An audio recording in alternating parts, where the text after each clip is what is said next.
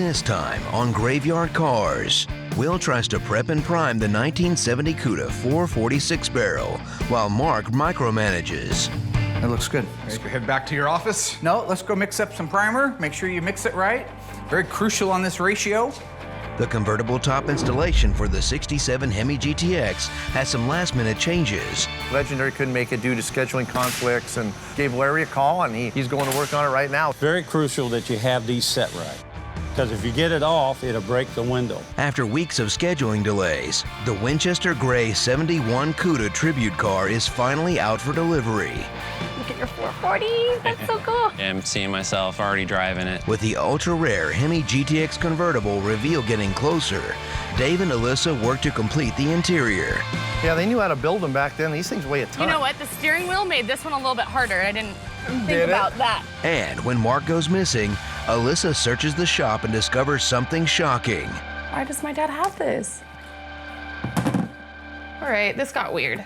Coming up on this episode of Graveyard Carz. They're coming to get you, Barbara. It has been established that the unburied dead are coming back to life. I'm Mark Warman.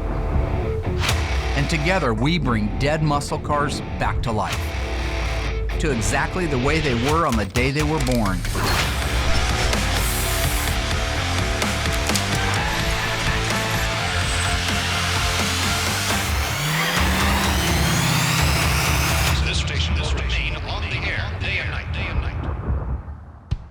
Alyssa and I are out in the body shop right now. We've got a little 67 Barracuda convertible that came to us a while back for a restoration. So I want to take a few minutes and just spend with her, going over the car, documenting what's there like we do on all these cars.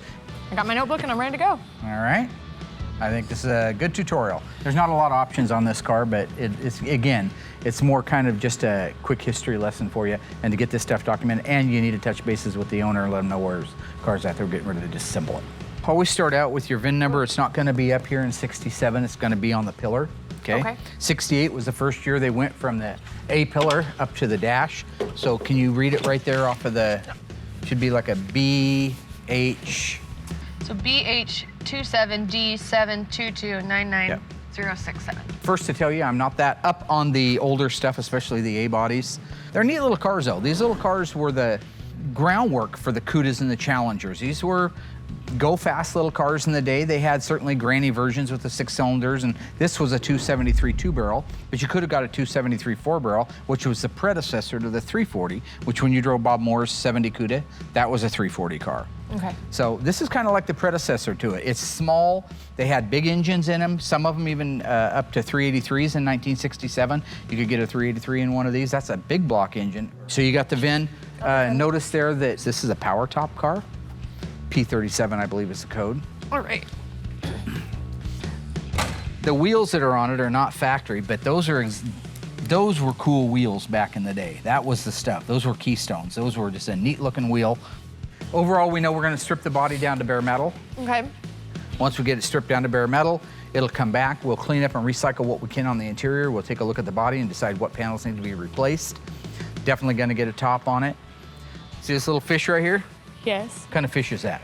A Barracuda. Yeah. Anyway, he's already transplanted the 273 and put a 318 in it. This is the car that drove him around, the engine that drove him around for years, so he wants us to restore that. So just make a note that originally a 273, but now it's 318. Okay, so what was he doing with this car? Was it just sitting in his garage and he was restoring it when he had time? It was sitting in his garage forever, and he wanted to restore it sometime, but he never had the time. That's why he reached out to us. Okay, just wondering why he has all these parts already. I think he took this car to college. Wow. He has college parking stickers on the back of it, so I think this one's been around for a long time. Something kind of cool. Yeah, that is There's your Barracuda insignia again, and these hoods. They had this in 67, 68, kind of a neat looking little hood. You couldn't get a flat one without anything on it. Again, when you go back to 1967, we didn't have the Cuda that we know today, the 70 to 74. We didn't have the Challenger.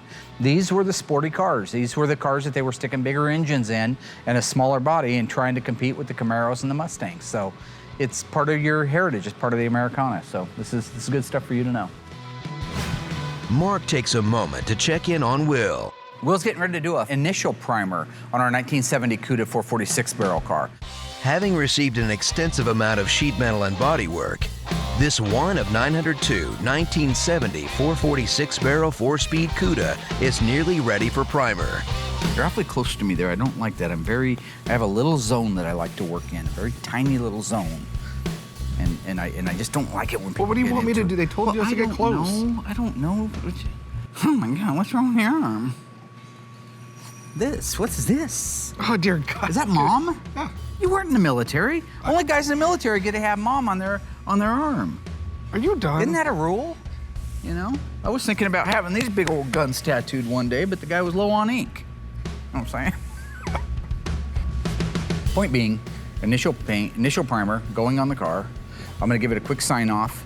You've got the primer. This is a new primer that we've been using for about a year now. It's from PPG. It's a direct to metal product, and it has the ability to build like nothing you've ever seen. One of the things in the past is when you have this much bare metal like this, you would have to etch it. You'd have to use an etching primer that has phosphoric acid in it to bite that metal and to treat any rust as it began.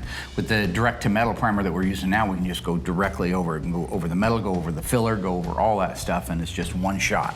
So that's a really good thing. But the line's still there. His body man's got a good line through there. It looks like a fairly good line down there. It looks good. Let's head back to your office. No, let's go mix up some primer. Make sure you mix it right. Very crucial on this ratio.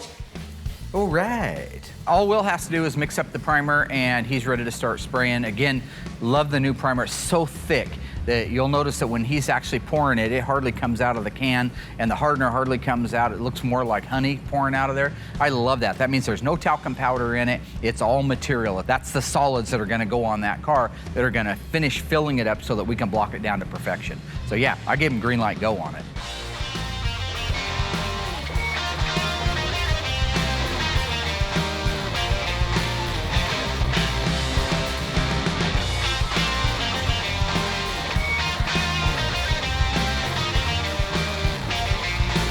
So I got the whole car completely primered. I got 4 nice, even, heavy coats on there. So I will pull it out of the booth, let it sit for about 7 to 10 days, and then the body man will start blocking on it. Dang, you guys. It's not a big deal, right? No, it's not a big deal. It's my mom. What's wrong with having Mom tattooed on you? You don't know either? Nothing. No, I thought nothing either. I love my mother. So I'm sorry that offends you.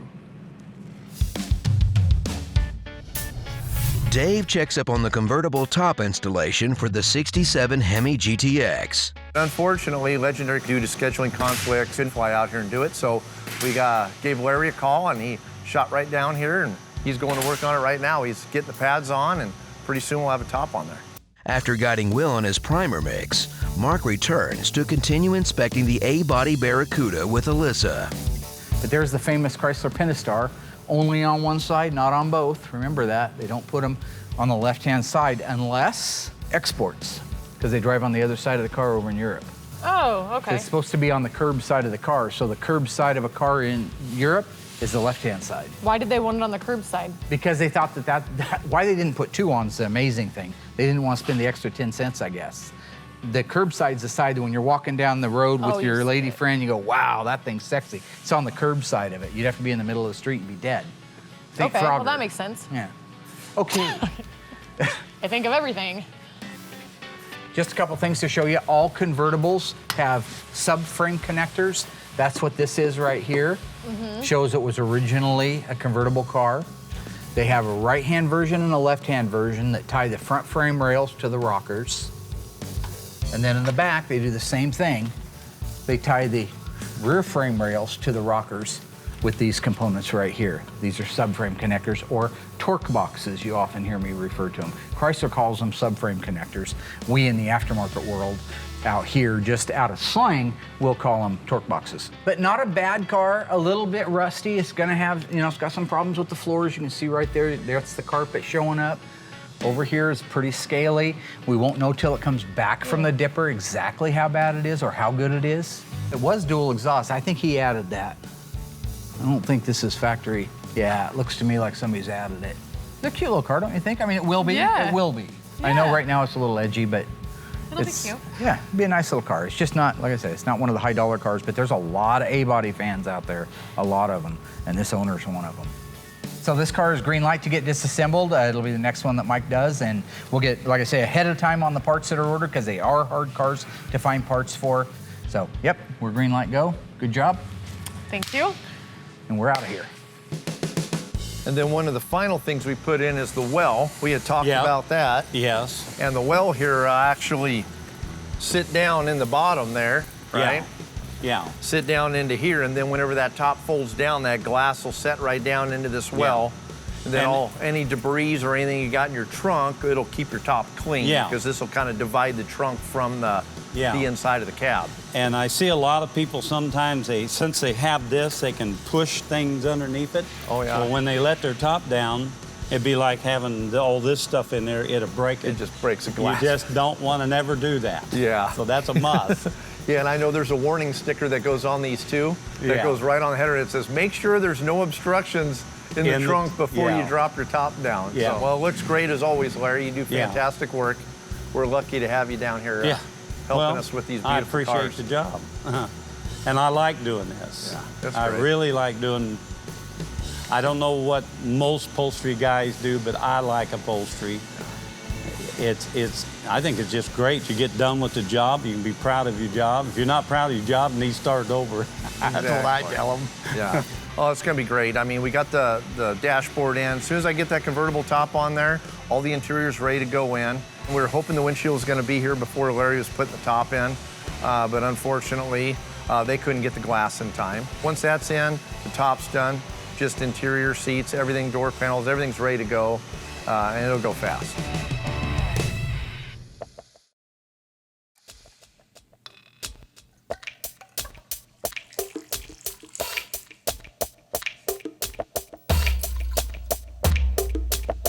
So I learned a while ago that if I'm gonna ask my dad for help on anything, I should probably bring him something in return. And for him, that something is usually always coffee.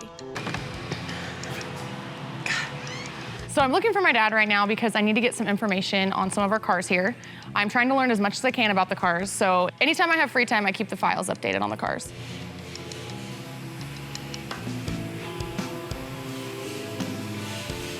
Not here either.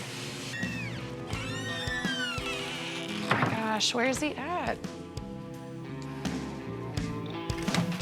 I always have a hard time finding my dad. It seems like I'm playing tag with him, or when he's in one area of the shop, I'm looking in the opposite. So it's tough to find my dad. Everybody always has trouble finding my dad. What's happening? Oh my gosh, it's loud out here. Yeah, that's why I stayed crazy. here. What do you want? Have you seen my dad? Have you checked his office where he writes checks all day?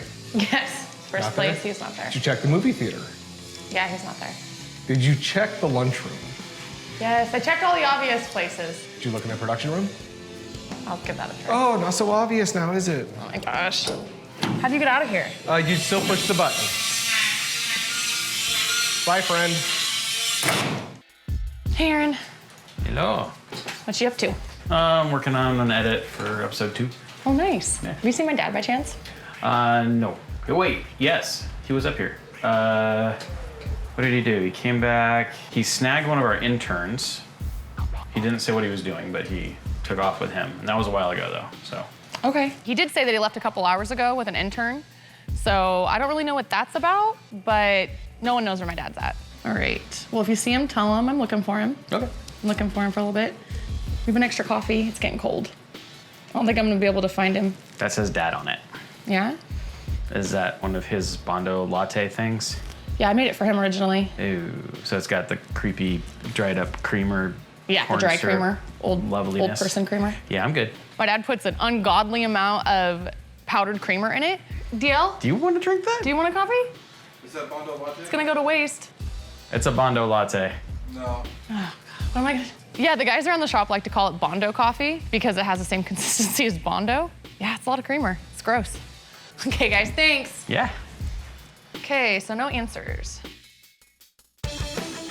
With the Hemi GTX convertible top complete, it's time to install the windshield.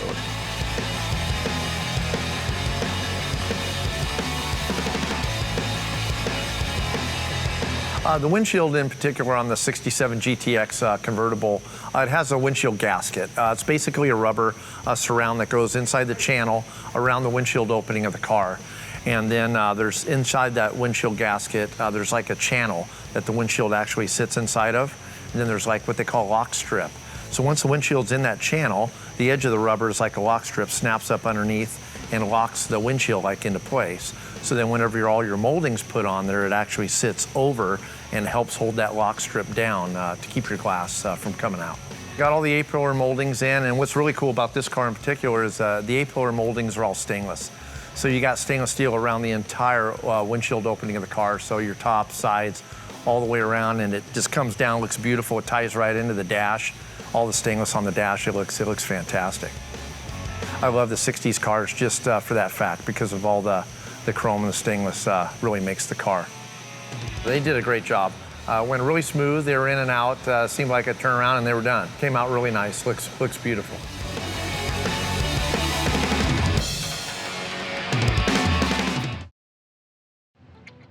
Will is working on the 1971 Dodge Challenger RT formal roof car and factory FJ6 Green Go. Got a lot of the pre-paint done already, and I'm just starting to work on the body itself right now. Double checking the gaps. Gaps are great, the lines are good. Down here, the line was off a little bit.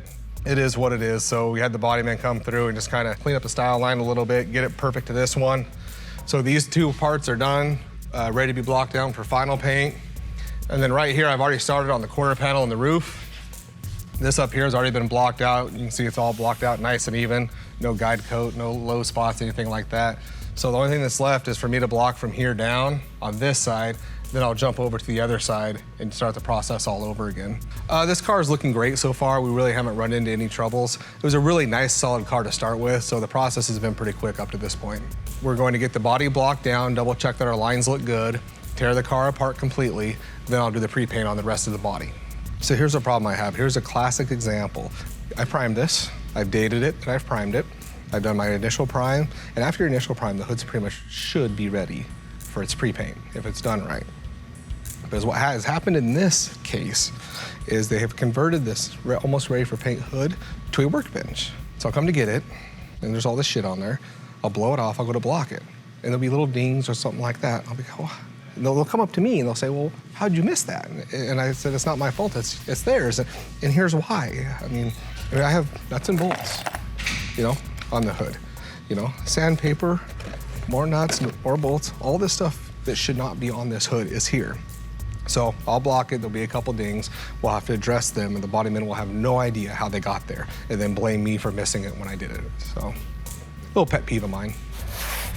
I got 120 on here right now, and then from 120, I'll step it out to like 220, and then 320 for the final paint. But then as soon as I'm done painting it the next day, we go right back to our bodyman that uses that as a workbench to do the assembly for the final paint on it.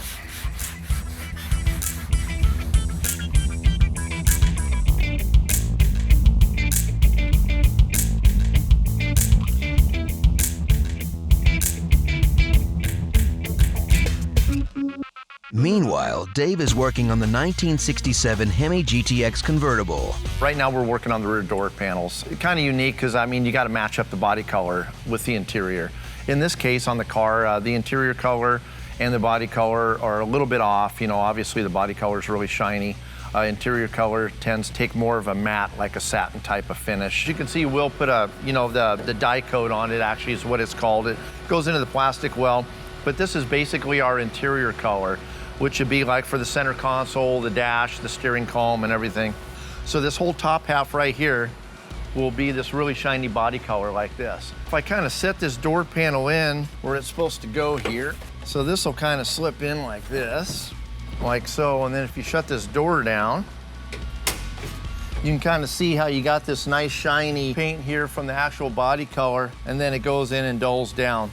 You actually have another piece that goes across the back right here. It sits up above the back seat, and that's actually painted body color because it's metal. So I'll go ahead and take these panels here over to Will, and he'll go ahead and get them all scuffed up, prepped up, and get those painted body color, and then we'll be ready to put them in for good.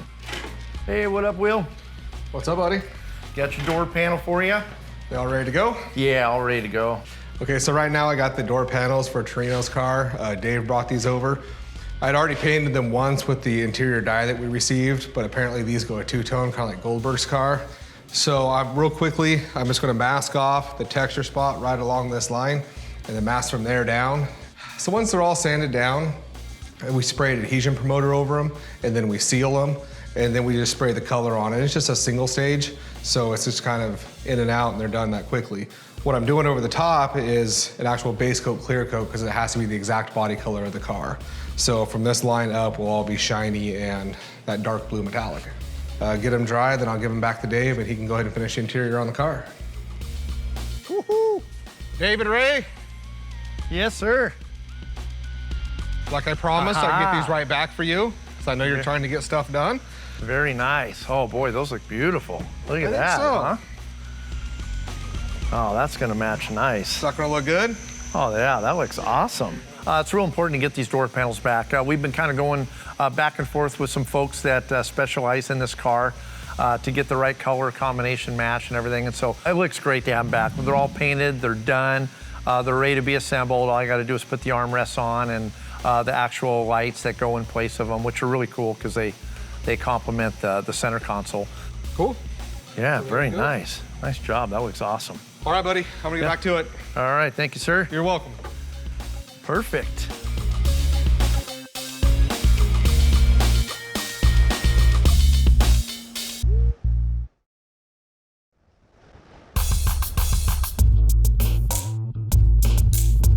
This is a 67 GTX 426 Hemi 4-speed convertible car. Beautiful daily driver for the owner, of this car here. So it was just mainly a paint and body, not a complete restoration. Yeah, Larry just came and finished the top up on the 67 GTX. Looks amazing. The white top, bright white, just really sets the car off with that really dark blue. Looks amazing, looks awesome. That looks good. Wow. Boy, that really pops. Doesn't that look sharp? Ooh, it needed it. Yeah, Larry just got her finished up, got it pulled tight, had to work those corners a couple times. I read somewhere online that these 67s are a bitch. Yeah. Because of the squared off corners in there. And he said he had a heck of a time, so he worked those corners I don't know how many times, before he got them right. But it looks good though, it looks tight, Yeah, it looks great. Have you actually gone through I know we did the test on it before. Did you run it up and down at all? Or? No, just what Larry was doing with it. He was just kind of cycling it up. He didn't fold it all the way down. You want to give her a shot, or? Well, yeah. Cool. Yeah, no better time than the present, huh? Want to do a rep? I like it. You want to pop that latch Is there? it latched?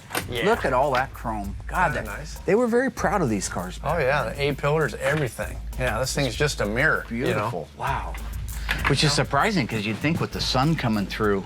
Oh, it would just be nail it. blinding. I know it, yeah. And that shiny hood too. Yeah, this thing's just a mirror. Wow, it's looking great in here though. We knew whenever we put the top frame and everything in that it functioned properly. I adjusted so it sets down on the windshield so it latches down and works properly. But the trick is whenever you get the top put on, Larry kind of cycles it here and there while he installs the top, but he doesn't fully cycle it, back and forth to make sure everything's gonna work properly. So that'll be our next step. All right, here we go. All right, here we go. Well, it sounds good too. Doesn't it? Yeah. Well, it sounds great. Look at that. Wow. Boy, that worked great. That's nice, yeah. That's a good. Yeah, that's a good fit. Just sometimes, right. Sometimes you got to smash them down to get the tonneau cover on them. That looks really good. Yeah, if the top doesn't want to sit down right, there could be a complication. I mean, there's still adjustments that can be made. Worst case scenario, we'll have to readjust the top frame a little bit, and sometimes that'll actually make the top sag, or else it'll actually be too tight. So then we might have to have Larry come in and kind of rework a corner. Well, that looks great. Yeah, let's pop it up, make sure it closes, and I'll call him back and let him know everything. God, it's beautiful with that dash. It's just. Oh, it is. Yeah, this thing's just all chrome. This is going to be a nice driver. Oh, it is. You dynamatted it? Yeah. Brilliant. Yeah, got a dynamat, just got to do the back door. Still kind of setting some glass, and got all the rubber back in the top, so. You're doing a great job, man. Yeah, you can go on with whatever. I think you got quarter panels, trim panels and stuff to put in, so. Yep. Looks great. Number one right there. Cool, thanks, boss. Numero uno. Oh, you're welcome, buddy. Good job. Yeah, I'm excited Mark liked it. It's always nice when the boss is happy and says you do a good job. It's always nice to hear. Yeah, it looks fantastic. I love the way it came out. Larry did a fantastic job like he always does.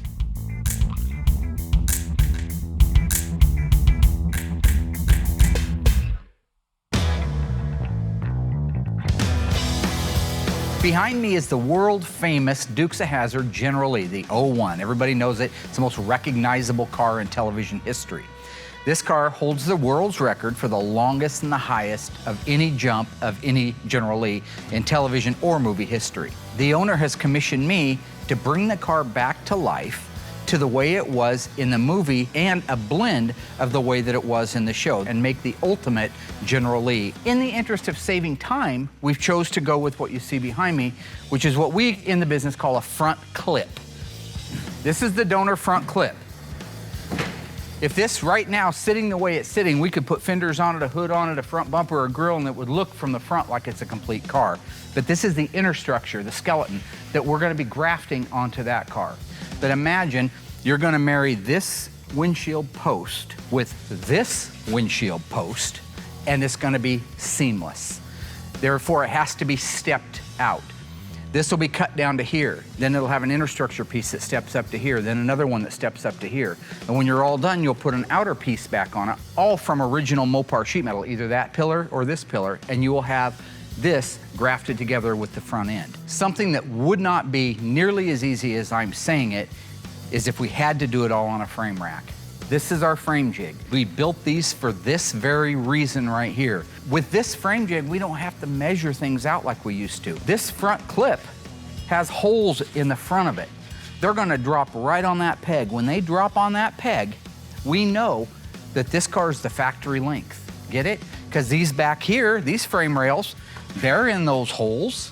The front's in those holes. You can't get it wrong. So where we're at right now is the body man has already started cutting and trimming the front inner structure that you see here. He'll continue to cut and trim, but you can see all of his measurements are here, all of his marks are here. These would be areas where they're making the step. So you have it going from here to here to here. He'll get this whole piece ready to go on the car. Then he'll cut the car part off, get it all cleaned up and prepped to receive this, and the two can become one. So right now, Will and George are getting ready to help me and Ryan lift the front section of our Charger off. So far, he's cut down here at the rocker on the outer portion, the inner portion of the rocker back here, because remember, he has to step it. He's got one more cut on the A pillar. I'm gonna let him do that now. Then he'll cut this pillar over here, and we'll be able to lift this thing off of there. So Ryan, your green light, go.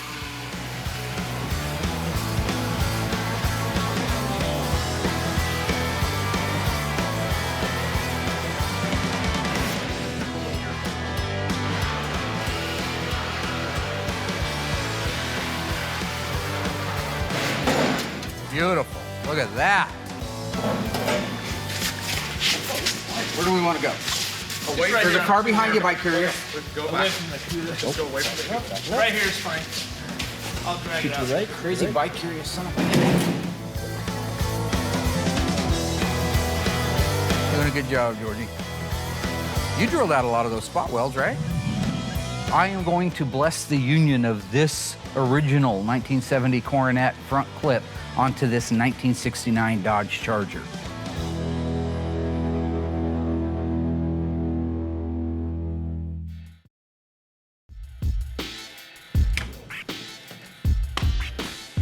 Have you seen my dad? So I decided to go in his office and hopefully find the information by myself. Challenger. The heck is this? Ew. Instead, I find a jar with dead flies. Okay. A napkin. My favorite kind of shifter is a pistol grip. Drop a coin in the slot pool. Right. And a gun. Do you guys know why he would have this? I mean, God. Probably shouldn't have touched that. I'm concerned about my dad. I don't know what he has going on, so I'm gonna go ask around. Maybe some of the guys in the shop know what's going on. Hopefully I'll get some answers. Why does my dad have this? All right, this got weird. I don't think I'll be going through his files anymore. I have no idea what that was. Oh my gosh. A few weeks ago, the Ghouls finished body and paint restoration and transformation of the 1971 Winchester Grey Cuda tribute car. After several scheduling delays, the car is finally returning to the owner. I'm Adam Cobbs, and I have a 1971 Plymouth Barracuda. I sent that in to Mark. Wanted to have it fully restored from condition it was in, and really wanted to build a tribute car. I wanted to build a 446 pack. Wanted to see it come to life in a different form than how it started. This is just a really neat thing. It's fun to be part of. I want to see the look on his face. It's showing up today, and my wife and I are excited. Here it comes. Man, I tell you, it's remarkable the type of work that Mark and his crew does. We're really impressed. I'm sure it's going to look great in person. Mark's done a fantastic job, and I can hardly wait to see the car. Look at that trailer. Wow. Man, this neighborhood's going to light up. Everyone's going to see this, and my wife and I are going to be very proud of this car. How excited are you right now? Really. I mean, I've waited so long for this. Yeah, me too. Hi. Hey, Mike. Why am I happy to see you? Boy, am I happy to be here. Hey, my friend. Nice to see you guys. Nice to see you. I had seen season 1 of Graveyard Carz. Really found it to be a nice Mopar-centered family show, and really the quality that I'd seen that had gone into those made an impression on me. By the time season 2 came around, I decided to send down the car as I felt that they were the right crew to restore it. They have the talent, and Mark really has the know-how and the drive to make these cars perfect. It's a beautiful trailer, Mike. Oh, this thing is a lifesaver. Wow, look at that. Oh my goodness. Look at that beauty. Oh my. Now that is a car. That's awesome. Look at your 440. That's so cool. I mean, I hate to see these cars go. I mean, they're awesome to look at every day. When one goes, another one comes in. So it's always nice to see one go, because I'll have something else coming in. So perfect. Straight. Yeah. This just turned out exactly how I envisioned it. Gosh darn, this car. This turned out fantastic, and it's right where I need it to be right now. And this is just a great moment. This is just one of many that we're going to ship out this year, and I'm excited to get it back to the guy. it turned out just like I'd hoped, and really I'm seeing myself already driving it. Really. Me too. You'll let me drive it, won't you? Absolutely, absolutely. Good. I'm going to hold you to it. It's a great day. It's, again, I never had seen it, envisioned that it would get this far. And I'm really happy that it has, and I'm really impressed. I really am. And boy, it's just so gorgeous and really ready to go. With the owner happy and another car completed, work continues in the shop. we're working on the 67 GTX Torinos convertible. Beautiful 426 Hemi 4-speed car. I already started a little bit on the interior, got all the carpet installed, all the holes put in, burn in, the carpet for all the seats and the seat belts. I actually put the rear door panels in this one. They were really difficult. There was so much paint on them. I went ahead and did them while I was in there because I had to adjust the glass, do final adjustment on the rear quarter glass. Okay. So I got all those in, got it adjusted, and I actually put the back seat in. All we got to do is put in the front seats, the seat belts, and the center console. Okay. So yeah, and you helped me So build I've done out all this. that stuff before. Exactly. So it's awesome that it's Yeah. like review this time instead of learning something new. Exactly. Excited about that. Yeah, so it should be slam dunk this time. A lot Yeah. easier for us anyway. And then we get to work on this beautiful car. This one we've been talking about, so. I know, this is one of my favorites. It's gonna be nice to have the interior in this one. But the seats, they look great. Mm-hmm. But you can see the backs here are pretty dirty. We'll have to clean them up. So what we'll try to do is we'll get all this dust cleaned off. We'll blow them off first, get them upside down and check all the tracks and stuff like that. But Okay. then we'll go ahead and clean up this chrome as good as we can. Oh, your seat looks beautiful. Did a great job. Mine's a little shinier, but that's okay. No, I'm just joking. What we'll do is we'll set this in like so. And you can see these things here are cool. They just snap right in there. So there's that, and then this will run up. You can kind of see where these screws here go. Okay, so that one's lined up, and then if you look down in the hole, see where your slots are in there? Yep. So what I'm gonna do is I'll go grab us some fasteners. If you wanna take the shift knob off. We're ready to go. All right, so that's in there like so. But you can see it's nice and solid now. So that wiring will sit down like that. Good. You don't know when it's out how it's gonna look when it's in. How it's gonna So, lay. Exactly. So once you get it screwed down, like we're screwed down now, and I got my razor blade, so I'll go ahead and cut that console there and get that in. But what I'll have you do is maybe get the retractors in. So when these here go in, you want this, see, it's kind of a funky little deal. The retractor's in the middle. Isn't that weird? Yeah. So it just kind of rolls up and stuffs back in there. So these here bolt in, you can kind of see where I burn the holes through there.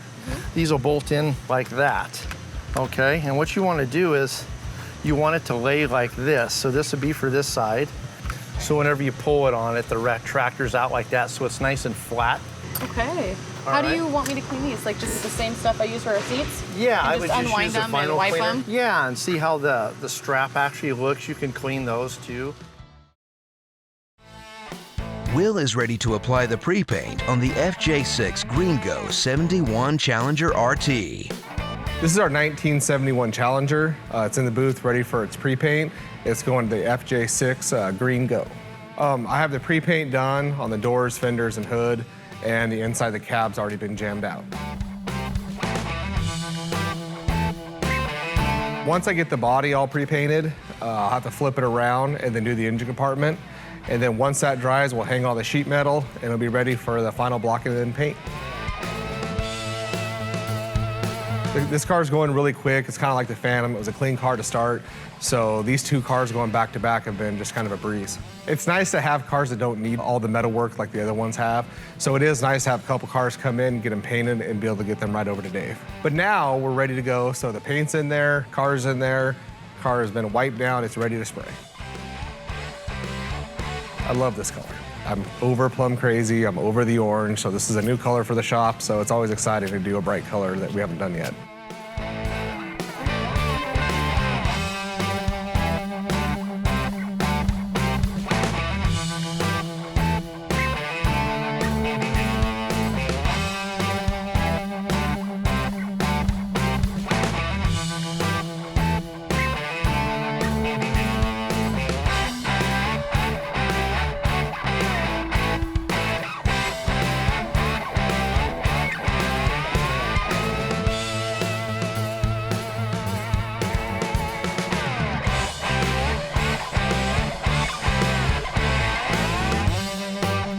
Owner's gonna be happy to see this car back together, even in its pre-paint stage. You know, when he wrecked the car and had a shop fix it back in the 80s, they painted it the wrong color. So us being able to put it back to the color it was supposed to is awesome. So when he sees this, he's gonna be super excited. Car came out perfect. The bodywork looks good. We blocked it down sharp. Lines look great. The paint laid out great. So this is just another one that's gonna be out the door here soon.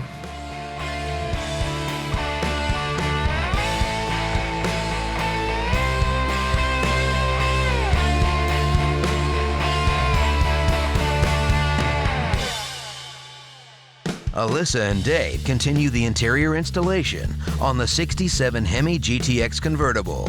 As you can see now, our door works perfect. So it doesn't hang up, doesn't stick. So I got all that adjusted and got everything put back together and got all the screws in it. Ready to put in some seats. That sounds good. Ready to go? Yeah, I'm ready to get them in. All right, well, Random question before we start. I've noticed they don't have any cup holders. I know. Do they don't have any in the car at all? No, not back in the day, you know. Yeah, I think the big thing back in this era was as long as it has ashtrays and a cigarette lighter. Okay. That's all you Priorities. need. Yeah, Okay. exactly, yeah. Yeah, they knew how to build them back then. These things weigh a ton. They're heavy. You know, we had a little trouble getting the passenger side in with the tracks were a little off. I think I got it. Let me sneak in here. How'd you do? Did you get it? Yep. All right. Did you get all four of them in there? Just almost. Just the back ones? Just the back. I kind of see where we're needing to go here.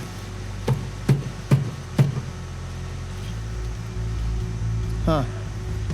So close. Well, I'll keep fighting this one. I almost got it.